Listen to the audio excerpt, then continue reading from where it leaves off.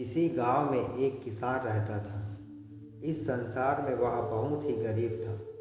उसके पास जमीन का एक छोटा सा टुकड़ा था जिस पर वह खेती करता था। उसका गुजारा अत्यंत कठिन तरीकों से होता था।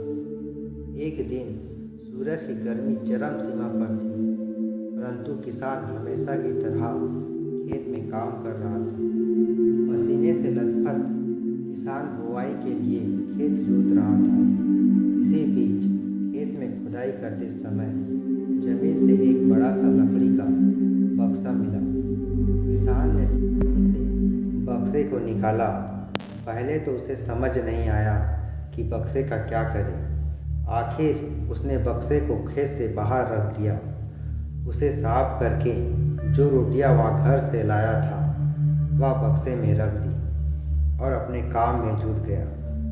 दोपहर को जब वह खाने के लिए रोटियां निकालने के लिए बक्से के पास गया तो हैरान रह गया।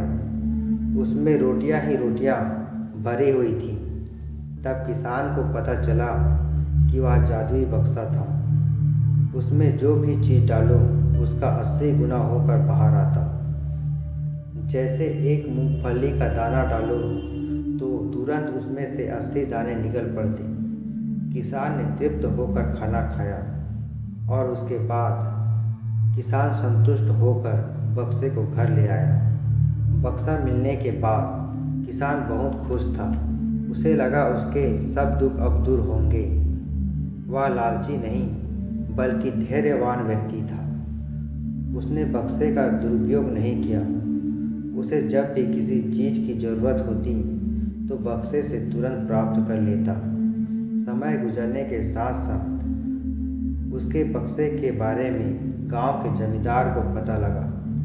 जमींदार बेहद लालची था और उसे लगा कि ऐसे ही जादुई चीज़ों पर तो उसका अधिकार होना चाहिए। उसके आदेश पर जमींदार के आदमी किसान को पकड़ कर ले आए। उसने किसान को धमका कर कहा, बक्सा जिस भूमि से मिला है वह मेरे हिस्से की जमींदारी में आती है, इसलिए बता उस बक्से पर किसका अधिकार बनता है। किसान बोला, यह ठीक है हुजूर कि यह भूमि आपकी जमींदारी पर आती है, पर बक्सा जिस खेत से निकाला है उस पर मैं खेती करता हूँ, अतः इस बक्से पर मेरा अधिकार बनता है। किसान गिड़गिड़ाया, लेकिन जमींदार ने बहुत धमकाया। बक्सा पाकर जमींदार बहुत खुश हुआ, मगर किसान का रो रो कर बुरा हाल था। जमींदार की अब चांदी हो गई। वह जो चाहता बक्से में डालता और उसे कई गुना पाकर खुश हो जाता। कुछ लोगों ने जादुई बक्से की खबर मंत्री जी के पास पहुंचा दी। पहले तो उसे विश्वास नहीं हुआ, फिर उसने अपने विश्वसनीय सेवक को बक्से की सच्चाई परखने के लिए भेजा। वह जो उसने बक्से का जो जादू देखा तो मंत्री के पास जाकर सारी सच्चाई बता दी। मंत्री ने जमींदार को बुलाया, फिर उसे डराते हुए कहा, हमें पता लगा है कि तुम्हारे पास एक जादुई बक्सा है, उसे तुरंत हमारे हवाले कर दो। इसी जादुई बक्से को हाथ से छीनते हुए देखकर जमींदार की हालत खराब होने लगी। उसने मंत्री जी से विनती की, पर मंत्री ने नहीं माना। बक्सा पाकर मंत्री मतवाला हो गया। विरोधियों को यह अच्छा मौका मिला। उन्होंने बक्से के साथ साथ मंत्री के निकम्मेपन की खबर भी राजा तक पहुंचा दी।